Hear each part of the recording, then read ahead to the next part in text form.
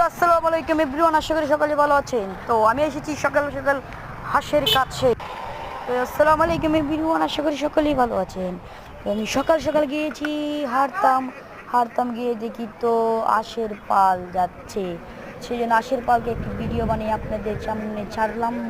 হাঁসের পাল দেখেন কত সৌন্দর্যভাবে চলে আসছে। খামারতে ছেড়েছে হাঁসকে, দেখেন হাঁস কত সুন্দরভাবে পানিতে নেমে গেল। অসাম লাগছে দোষ, অসাম। কতটুকু সৌন্দর্য অবহিত দেখেন, কত সুন্দরভাবে হাঁস নামতেছে পানিতে। এই দেখেন পানিটা আপনাকে দেখাই দিলাম। অষ্টগ্রাম শুকনো দরকার হাওয়ারে হাঁসের হাঁস।